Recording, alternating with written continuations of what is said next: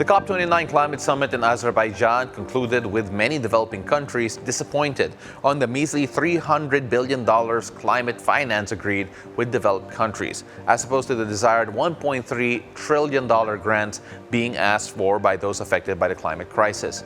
Joining us now via Zoom is the Deputy Head for Research and Policy of the Center for Energy, Ecology and Development, Ivan Andres. Magandang umaga. Thank you very much for joining us, Ivan. Good morning. Thank you for having our organization. Ivan, talking about your organization, could you walk us through the events that you participated in, that you were all part of during the summit? Gladly. SEED actually hosted and participated in several side events at COP29. These side events dwelled into the Southeast Asia perspectives on the region's vulnerability on fossil fuels expansion, at the same time, opportunity for renewable energy, and particularly in biodiversity hotspots. One particular side event or major event that we participated in was the launch of our Southeast Asia coal, gas, and renewable energy landscape paper. So this is an annual report that we released this year. We launched it, and the report actually dives into the continued expansion of both coal and gas in Southeast Asia, alongside the increasing build-out of renewable energy in the region. Interestingly, despite the region's vulnerability to climate change and its rich renewable energy potential, unfortunately, massive coal and gas expansion still exists in Southeast Asia. And behind that expansion is actually the global north. Financial institutions that are having significant enablers for Southeast Asian developers and banks heavily involved in fossil fuel expansion. So what are the recommendations that you felt came out of COP29, the key takeaways and outcomes from this particular events? Because we are seeing, as you mentioned, the insights that you mentioned a while ago of the global north financial institutions actually helping promote coal here in the region. And of course, the big gap between the asked grants of $1.3 trillion to the actually granted finance agreement, which was $300 billion of climate finance. So what are your key takeaways from this particular summit? As you've mentioned, many countries and nations and organizations are quite disappointed with the outcome of COP29. COP29 had an initial text reflecting a goal of a measly $250 billion annually. SEED, actually together with 300 civil society groups on the ground at COP29, actually wrote to the parties in G77 in China, urging them to actually reject the latest text and push for that $1.3 trillion goal instead, in grants, not loans, from developed countries. The outcome is actually directed towards addressing the climate if we read the text on paper, but we believe that it's too little and too late at this point. The message from the wealthy nations is clear that the profits from fossil fuels matter more than the vulnerable nations, vulnerable communities at the forefront of these climate disasters.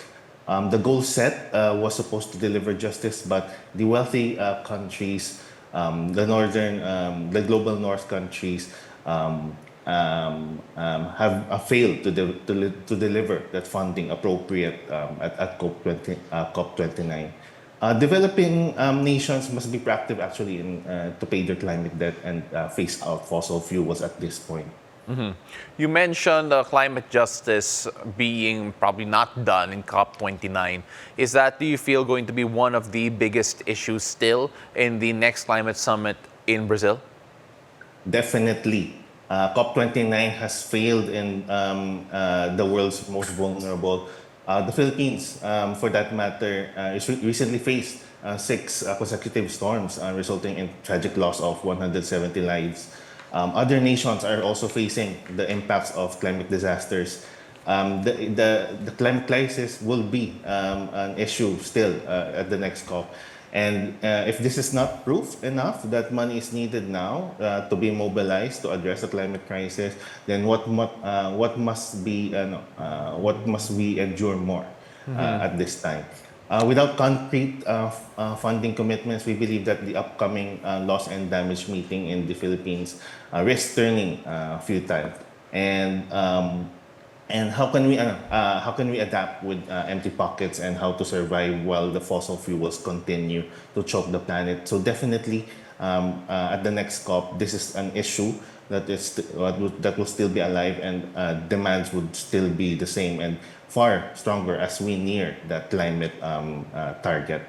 Well, you mentioned the difficulty it is trying to convince the richer economies, richer nations to move away from fossil fuels, and how that is impacting the region. Here in the Philippines in particular, we've actually, one of the projects recently launched by the government and from a few private organizations is the solar farm, or rather solar power specific production to actually service millions of Filipinos here. Do you feel like efforts like that might actually help address whatever issues, or at least send a message to those richer nations with regard to their actual investment in renewable energy? And of course, how is SEED pushing for projects like that? Definitely, efforts and projects aligned to just transition, as well as the 1.5 climate goal, Yeah. is very much welcome, especially for countries such as the Philippines. When, in contrast to powerful nations, nations such as the Philippines actually have very little contribution to global emissions. However, that doesn't mean that we shouldn't do our part. That Yeah. countries such as the Philippines, as well as other nations in Southeast Asia and developing countries, shouldn't do our part. In fact, this strongly sends a signal to powerful nations that if developing nations such as ours, could develop these projects at a rapid pace, and with a direct prerogative, then these nations should also do the same, especially considering that they are actually the main drivers to the emissions, to global emissions. SEED, our organization, has a Likas Kayang Enerhiya program, actually directed towards establishing or highlighting, showcasing renewable energy potential across the country, across the Philippines. Yeah. In fact, towards the end of the year, we intend to establish another renewable energy project, this time in Mindoro, showcasing how renewable energy could actually answer the perennial issues attributed to our fossil fuel dominated power sector. It's very interesting how areas in the Philippines are actually so vulnerable to energy insecurity, high electricity rates, while the very same areas actually have tremendous renewable energy potential. So we want to showcase that potential through these renewable energy projects, and at the same time, drive the movement, or drive the efforts across other stakeholders, across renewable energy developers, across energy companies, to also push and develop more renewable energy, to address these issues in the power sector. Well, the Asian Development Bank just recently approved the $500 million loan for the country's climate efforts. What are your thoughts on that particular loan from the ADB? Definitely, we are definitely open to more of these funding towards renewable energy. However, this should be in the form of grants and not loans for developed countries.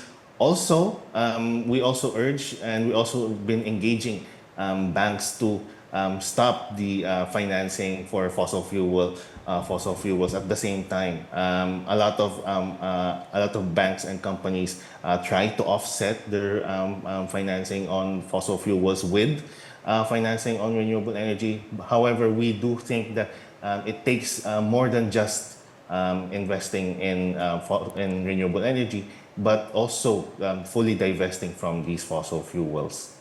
Ivan, for those who want to support SEED's advocacies, how can they reach out to you? How can they support your endeavors?